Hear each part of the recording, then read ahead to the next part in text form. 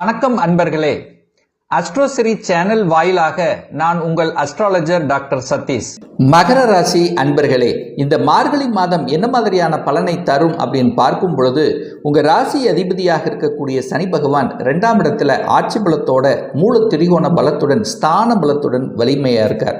உங்கள் ராசியிலேயே சுக்கிர பகவான் உட்கார்ந்துருக்கார். சுக்கிரனுங்கிறது யார்? 5க்கும் 10க்குரியவன், ஒரு கோணத்துக்கும் ஒரு கேந்திரத்துக்குரிய உங்களுக்கு ராஜ யோகத்தை தரக்கூடிய அந்த சுக்கிரன் உங்கள் ராசியிலேயே இருப்பது நல்ல மேன்மையை தரக்கூடிய ஒரு அற்புதமான ஒரு அமைப்பு. அதே சமயத்தில் உங்கள் ராசியை குருவும் பார்க்கிறார். 2 சுப கிரகங்களின் தொடர்புகளை பெற்று இருக்கக்கூடிய ஒரு அற்புதமான ஒரு மாதத்தில் இந்த மகர ராசி என்பர்களுக்கு நல்லவைகள் நடக்கக்கூடிய பாதை தெளிவாக காண்பிக்கிறது. இதுவரைக்கு இருட்டாக இருந்த உங்களுடைய எண்ணங்கள் அல்லது உங்களுடைய செயல்பாடுகள் இப்போ அப்படியே வெளிச்சத்துக்கு வரக்கூடிய தன்மை இருக்கிறது அப்படின்னு நம்ம சொல்லலாம். அப்போ சுக்கிரனும் குரு அந்த காம்பினேஷன் இந்த லக்னம் ராசிக்கு கிடைக்கப் பெறுகின்ற காரணத்தால் உங்கள் மனசு, உங்கள் எண்ணம், உங்கள் செயல் திட்டங்கள் சிறப்பு பெறக்கூடிய தன்மை. இப்படித்தான் செய்யணும், இப்படித்தான் பண்ணணுங்கிற ஒரு ஸ்ட்ராட்டஜிக் பிளான், அதாவது உங்களுடைய மனசு நேர்கோட்டில் செல்லக்கூடிய தன்மை, எதையும் வெற்றி பெறலாம், எதையும் சாதிக்கலாம் என்கின்ற உறுதிப்பாட்டை எடுக்கக்கூடிய தன்மை. இதுவரைக்கும் அப்படியே படுத்து கிடந்த நீங்கள் இப்போ எந்திரிச்சு ஓடக்கூடிய தன்மை, அதாவது என்ன சாதிக்கலாம் என்கின்ற உத்வேகம் கிடைக்கக்கூடிய ஒரு நல்ல மாதமாக இந்த மார்கழி மாதம் திகழ்கிறது இந்த மகர ராசி அன்பர்களுக்கு. 2ஆம் இடத்தில் சனி பகவான் உட்கார்ந்திருக்கார். ஆட்சி பலத்தோட வலிமையாக தான் உட்கார்ந்திருக்கார். காசு பணம் கிடைக்குமா? நிச்சயமா உண்டு. 2க்குரியவன் 2ஆம் இடத்திலேயே வலுப்பெற்றிருக்கார். அப்போ 2ஆம் அதிபதிங்கிறது தனஸ்தானாதிபதி வலுப்பெறும் போது தனம் என்பது நிச்சயமாக உங்களுக்கு உண்டு. அதில் எந்த ஒரு மாற்று கருத்தும் இல்லை. ஆனால் பேச்சு சார்ந்த விஷயத்தில் மட்டும் கவனமாக இருக்கணும். ஏன்னா சனி அங்கே உட்கார்ந்துருக்கார்லவா, எதையாவது ஒரு பொய் பேச சொல்லுவார் அல்லது ஏதாவது ஒரு எடக்கு முடக்கான பேச்சுக்களை கொடுத்து ஏதாவது ஒரு வம்புக்குள்ளே இழுக்க வைப்பார். ஸோ அந்த இடத்துல மட்டும் கொஞ்சம் கவனமாக இருக்கணும். அதாவது பேச்சு சம்பந்தப்பட்ட விஷயத்தில் கவனம், எச்சரிக்கை, நிதானம் அவசியம் என்பதை ஞாபகத்தில் வைத்துக் கொள்ளுங்கள். 3ஆம் இடத்தில் ராகு இருப்பது நல்ல ஒரு அமைப்பு. இந்த ராகு பகவான் அதாவது உபஜய ஸ்தானம் என்று சொல்லக்கூடிய 3, 6, 10, 11 இருக்கும்போது நல்ல பலனை தருவார். ஸோ அந்த அமைப்புக்கு ஏற்ப 3ஆம் இடத்துல அதுவும் குருவின் வீட்டில் இருக்கக்கூடிய ராகு நல்லது பிரம்மாண்ட யோகத்தை தரக்கூடிய அமைப்பை உருவாக்குவார். வெளிநாட்டு வாழ்க்கையை கொடுக்க வைப்பார். அதாவது பிரம்மாண்டமாக உங்களுடைய திங்கிங் ப்ராசஸ்ங்கிறது அதிகமாக இருக்கும். அதே சமயத்தில் இந்த கட்டிடம் சம்பந்தப்பட்ட ரியல் எஸ்டேட் சார்ந்த துறையில் இருந்து வந்த சில குழப்பங்கள், அதாவது ஒரு தெளிவில்லாத தன்மை இப்போ தெளிவு பெறக்கூடிய தன்மைங்கிறது இந்த காலகட்டம் இருக்கிறது. உங்கள் மனசு நன்றாக இருக்க போகிறது. அந்நிய மதத்தினர் மூலமாக நல்லவைகள் நடக்கக்கூடிய நல்ல நண்பர்கள் கிடைக்கப் பெறுவார் அப்படிங்கிற சொல்கிற அந்த நண்பர்கள் மூலமாக அனுகூலம், ஆதாயம் உண்டு. ராகு 3ஆம் இடத்தில் இருக்கின்ற காரணத்தால் நிச்சயமாக இந்த சினிமா துறையில் இருக்கக்கூடிய இந்த மகர ராசி என்பவர்களுக்கு கடந்த சில வருடங்களாக இருந்து வந்த இடர்பாடுகள், அதாவது உங்களுடைய முயற்சிகள் பலியாகாமல் இருந்ததல்லவா, இப்போ பலிக்கக்கூடிய அமைப்புங்கிறது நன்றாக இருக்கிறது. கலைத்துறை நன்றாக இருக்க போகிறது. இயல், இசை, நாடகம், பேச்சு சம்பந்தப்பட்ட அதாவது மியூசிக் சம்பந்தப்பட்ட துறையில் இருக்கின்றவர்களுக்கு கூடுதல் வளர்ச்சியை கொடுக்கக்கூடிய ஒரு நல்ல மாதம். 4ஆம் அதிபதி 7ஆம் இடத்தில் அமர்ந்து கொண்டு நீச்சமாக இருந்தாலும் சுக்கிரனுடைய பார்வை பெற்றிருக்கின்ற காரணத்தால் நிச்சயமாக வீடு, வண்டி, வாகனம் வாங்கக்கூடிய தன்மை இருக்கு. சில தடைகளை கொடுக்கும். முதலில் ஒரு கெடுபலன்களை போன்ற ஒரு தோற்றத்தை கொடுத்து அதற்கப்புறம் உங்களுக்கு நல்லது நடக்கக்கூடிய அமைப்புகளை உருவாக்கிவிடும். 5ஆம் இடத்தில் குரு இருக்கிறது நல்ல அமைப்பு. குழந்தைகள் நன்றாக இருக்க போகிறார்கள். குழந்தைகள் நன்றாக படிக்கப் போகிறார்கள். சில தடைப்பட்ட விஷயங்கள் இப்பொழுது திட்டம் செயல்படுத்தப் போகிறீர்கள். அதாவது கடந்த வருடத்தில் நீங்கள் சாதிக்காத விஷயம் இப்போ சாதனை புரிய போகிறீர்கள்னு சொல்லலாம். நல்ல வேலை கிடைக்க போகிறது. நல்ல படிப்பு கிடைக்க போகிறது.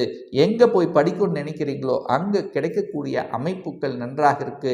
குழந்தை பாக்கியத்தில் சில குறைகளை கொடுத்து கொண்டிருந்தவர்கள் இப்போ இந்த மார்கழி மாதம் குழந்தை பிறப்பு சம்பந்தப்பட்ட விஷயத்தில் அனுகூல வாய்ப்புகளை தரக்கூடிய ஒரு நல்ல அமைப்பு.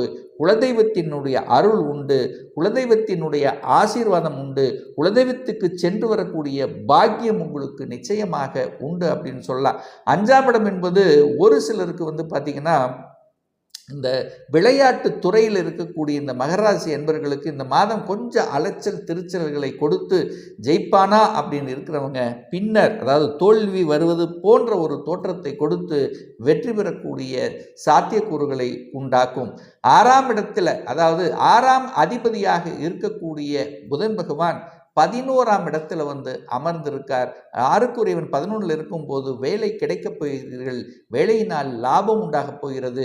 குருவினுடைய பார்வை பெற்று புதன் சுபத்துவமாக இருக்கிறது. அப்போ புதன் சம்பந்தப்பட்ட துறையில் உங்களுக்கு நல்ல அனுகூலத்தை தரும்.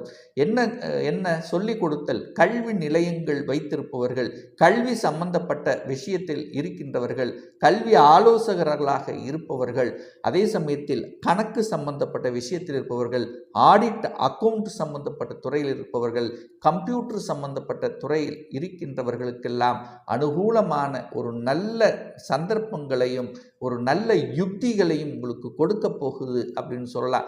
அதே சமயத்தில் திருமணம் சார்ந்த சுப காரியங்கள் நடக்குமா அப்படின்னா கலத்தர காரகனான சுக்கிரன் அந்த 7ஆம் இடத்தை பார்த்து புனிதப்படுத்துகின்ற காரணத்தாலும் அந்த குரு பகவான் 11ஆம் இடம் என்கின்ற லாபஸ்தானத்தை பார்க்கறதுனாலும் திருமண காரியங்கள் சுப காரியங்கள் உங்களுடைய வீட்டிலேயோ உங்களுடைய குடும்பத்தினருக்கோ அல்லது சகோதர சகோதரிகளுக்கோ உங்கள் உறவினர்களுக்கோ இதில் கலந்து கொள்ளக்கூடிய விஷயங்கள் அல்லது உங்கள் குடும்பத்திலேயே நடக்கக்கூடிய விஷயங்கள் சிறப்பு பெறுகிறது அப்படின்னு நம்ம சொல்லலாம்.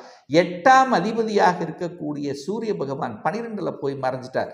அதாவது இந்த மகர ராசி அன்பர்களுக்கு ஒரு வழியை தரக்கூடிய ஒரு நல்லது செய்யாத ஒரு கிரகம் அப்படின்னா அது சூரிய பகவானை சொல்லணும்.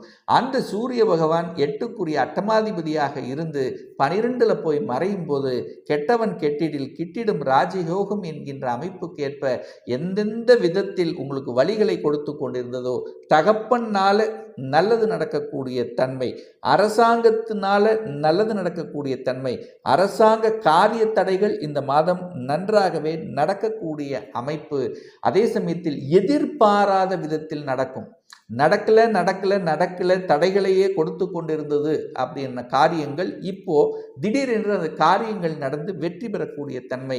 ஒரு சிலர் வழக்காக நெடு நாட்களாக ஒரு 4-5 வருடங்கள் 5 வருடங்களாக வழக்கில் நிலுவையில் இருந்து வழக்கால பிரச்சனை, அதனால மன உளைச்சல், அதனால மன குழப்பங்களை கொடுத்து கொண்டிருந்த இந்த மகராசி என்பர்கள் இப்போ வழக்கில் திடீர் திருப்பமாக வெற்றி பெறக்கூடிய சந்தர்ப்பங்கள் அல்லது அது முடித்து வைக்கக்கூடிய தன்மையை நிச்சயமாக உருவாக்கும்.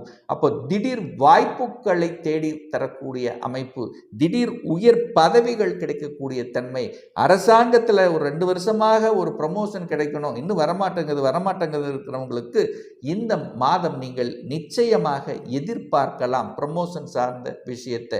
அடுத்தது 9ஆம் இடத்தை பாக்கியஸ்தானத்தை குரு பார்க்கறது நல்லது. ஒரு நல்ல பாக்கியம், குழந்தை பாக்கியம், தன பாக்கியம், தொழில் பாக்கியம் எல்லாமே உங்களுக்கு சிறப்பு பெறும். ஏன்னா 9ஆம் அதிபதி 11ஆம் இடமான லாபஸ்தானத்தில் இருக்கிறதும் 10ஆம் அதிபதி உங்கள் லக்னத்தில் இருக்கிறதுனால தொழில் மூலமாக நீங்கள் எடுக்கக்கூடிய முயற்சிகள் பலிதமாகும். ஏன்னா 10ஆம் அதிபதி உங்கள் லக்னத்திலேயே இருக்கார். அப்போ உங்கள் உணர்வு, உங்கள் செயல், உங்கள் சிந்தனைகள் அத்தனையும் தொழிலை பற்றியதாக இருக்கும். ஒரு நல்ல தொழிலை அமைக்கணும் அல்லது ஒரு தொழிலை ஆரம்பிக்கலாம் என்கின்ற உத்வேகம் கிடைக்கும். கடல் கடந்து செல்லக்கூடிய தன்மை, அந்நிய மதத்தினர் மூலமாக அனுகூலங்கள் பெறக்கூடிய தன்மை, நண்பர்களால் ஆதாயம் அனுகூலம் கிடைக்கக்கூடிய தன்மை. ஸோ இப்படி நம்ம சொல்லிட்டே போகலாம். சச்சங்கங்கள் மூலமாக கௌரவ பதவிகள் கிடைக்கக்கூடிய வாய்ப்புகள் சந்தர்ப்பங்கள் உண்டு. ஸோ இந்த மாதம் ஒரு நல்ல தெய்வ வழிபாடு அப்படின்னு எடுத்துக்கொண்டால் மார்கழி மாதம் 15ஆம் தேதி 30/12/2024 திங்கட்கிழமை அமாவாசை என்று ஸ்ரீ ஆஞ்சநேய பகவானுடைய ஜெயந்தி வர இருக்கிறது. அதாவது உங்கள் ராசிநாதன் என்று சொல்லக்கூடிய அந்த சனி என்னுடைய அத்தனை, அதாவது சனியின் பகவானுடைய உங்களுடைய எண்ணங்கள், செயல்கள், சிந்தனைகள் அத்தனையும் வலுப்பெறணும். அப்படி என்ன, ஏன்னா உங்கள் ராசிநாதன் வலுப்பெறணும், உங்கள் எண்ணங்கள் அத்தனையும் பூர்த்தி ஆகணும்னா ஆஞ்சநேய பகவானை வழிபடுங்க. அதே சமயத்தில் கடன் சார்ந்த விஷயங்கள், நோய், எதிரி தொல்லை, ஸோ இதிலிருந்தெல்லாம் குறைப்பதற்காக அன்றைய தினம் ஆஞ்சநேய பகவானை வழிபட்டீங்கன்னா நிச்சயமாக நிவர்த்தி கிடைக்குங்கிறதுல எந்தவித மாற்று கருத்தும் கிடையாது.